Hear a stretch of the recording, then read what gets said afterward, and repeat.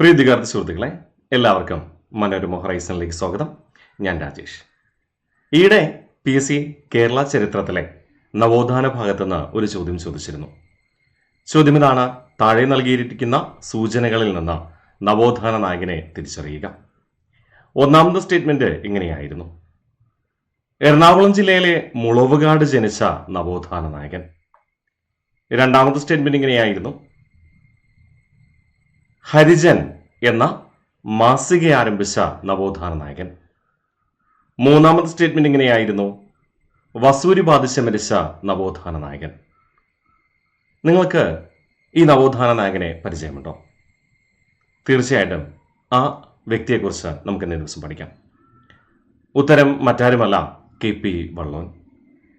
KP Vallon എന്ന് പറയുന്ന നവോത്ഥാന നായകൻ കൊച്ചി മഹാരാജ്യത്ത്, അല്ലെങ്കിൽ ഇന്നത്തെ എറണാകുളം ജില്ലയിലെ മുളവുകാട് എന്ന സ്ഥലത്താണ് ജനിക്കുക.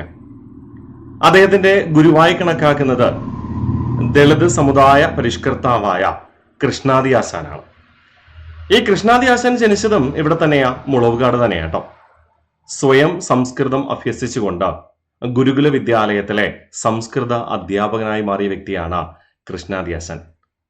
അദ്ദേഹം പിൽക്കാലത്ത് 1918 ക്രിസ്തുമതം സ്വീകരിച്ചുകൊണ്ട് CK ജോൺ എന്നറിയപ്പെട്ടു.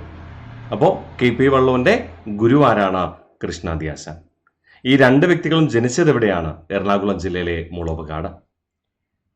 തുടർന്ന് കൃഷ്ണാദി ആശാൻ ദളിത് സമുദായങ്ങൾ അംഗങ്ങളുടെ ഉന്നമനത്തിന് വേണ്ടിയിട്ടൊക്കെ ഒത്തിരി കാര്യങ്ങൾ ചെയ്തു. അതിൽ നിന്ന് അദ്ദേഹത്തിന് ഒരു കാര്യം വ്യക്തമായി: ഹിന്ദുമതത്തിലെ വേദങ്ങളുടെ അടിസ്ഥാനത്തിലാണ് ചാതുർവർണ്ണ്യം ദളിത് സമുദായാംഗങ്ങൾ അനുസരിക്കേണ്ടി വരുന്നത്. അതുകൊണ്ട് ദളിത് സമുദായാംഗങ്ങൾ മറ്റേതെങ്കിലും മതത്തിലേക്ക് ചേക്കേറണം എന്ന് ആവശ്യപ്പെടാൻ തുടങ്ങി. പക്ഷെ ഇദ്ദേഹം പറഞ്ഞത് പലരും ചെവിക്കൊണ്ടില്ല എന്നത് യാഥാർത്ഥ്യവുമാണ്. ഒടുവിൽ ഇദ്ദേഹം തന്നെ 1935 ബുദ്ധമതം സ്വീകരിച്ചുകൊണ്ട് ബുദ്ധഭിക്ഷുവായിട്ട് മാറി. ഇതേ കാര്യം പിന്നീട് 1956 ചെയ്ത ദേശീയ നേതാവാണ് ഡോക്ടർ BR അംബേദ്കർ. നമുക്ക് എല്ലാവർക്കും അറിയാം അല്ലെ? ബുദ്ധമതം സ്വീകരിച്ച അധകൃത വിഭാഗത്തിലെ വ്യക്തിത്വമായിരുന്നു doctor BR Ambedkar. Okay, anyway നമ്മൾ തിരിച്ചു വരുന്നു. അപ്പോൾ KP വള്ളോൻ 1935 ബുദ്ധമതം സ്വീകരിച്ചു. തുടർന്ന് 1940കളില് തൃശ്ശൂർ ജില്ലയില് വസൂരി പടർന്നു പിടിച്ചു. അക്കാലഘട്ടത്തെ വസൂരി എന്ന് പറയുമ്പോൾ മരുന്നില്ലാത്ത ഒരു രോഗമായിരുന്നു. വസൂരി ബാധിച്ചാൽ മരണമുറപ്പ്. എങ്കിൽ പോലും ഇദ്ദേഹം തൃശ്ശൂർ ജില്ലയിലെ മാള ഗ്രാമത്തിൽ വസൂരി ബാധിതരെ ചികിത്സിക്കാൻ എത്തിച്ചേർന്നു. കാരണം ആ സമയത്ത് ഇദ്ദേഹം ബുദ്ധഭിക്ഷുവാണല്ലോ. ഒടുവിൽ വസൂരി ബാധിച്ച് തന്നെ അദ്ദേഹം മരിക്കുകയും ചെയ്തു. ഇദ്ദേഹം അധസ്ഥിത വിഭാഗങ്ങളുടെ ഉന്നമനത്തിന് വേണ്ടിയുള്ള ആശയങ്ങൾ പ്രചരിപ്പിക്കാൻ 2 മാസികകൾ ആരംഭിച്ചിരുന്നു. ഒന്ന് ഹരിജൻ എന്ന പേരിലും 2 അധകൃതൻ എന്ന പേരിലും. നമുക്കറിയാം, ഹരിജൻ എന്ന പേരിൽ പത്രം ആരംഭിച്ചത് ഗാന്ധിജി ആയിരുന്നു. അധകൃതൻ എന്ന പേരിൽ പ്രസിദ്ധീകരണം ആരംഭിച്ചത് ഡോക്ടർ BR അംബേദ്കറും. അപ്പോൾ കൃത്യമായിട്ട് മനസ്സിലാക്കുക, ഹരിജൻ എന്ന പത്രം ആരംഭിച്ച ദേശീയ നേതാവ് ഗാന്ധിജിയാണ്. എന്നാൽ ഹരിജൻ എന്ന മാസിക ആരംഭിച്ച നവോത്ഥാന നായകൻ KP വള്ളോൻ. അധകൃതൻ എന്ന പ്രസിദ്ധീകരണം ആരംഭിച്ച ദേശീയ നേതാവ് ഡോക്ടർ BR അംബേദ്കറാണ്. എന്നാൽ അധകൃതൻ എന്ന മാസിക ആരംഭിച്ച കേരളത്തിലെ നവോത്ഥാന നായകൻ KP വള്ളോനും. അപ്പോൾ KP വള്ളോനെ കുറിച്ച് നമ്മൾ വളരെ ലളിതമായി പഠിച്ചുറപ്പിച്ചു അല്ലേ? എന്തൊക്കെയാണ് നമ്മൾ പഠിച്ചേ? സിമ്പിളായിട്ടൊന്ന് ഓർത്തു നോക്കാം. എന്തൊക്കെയാ?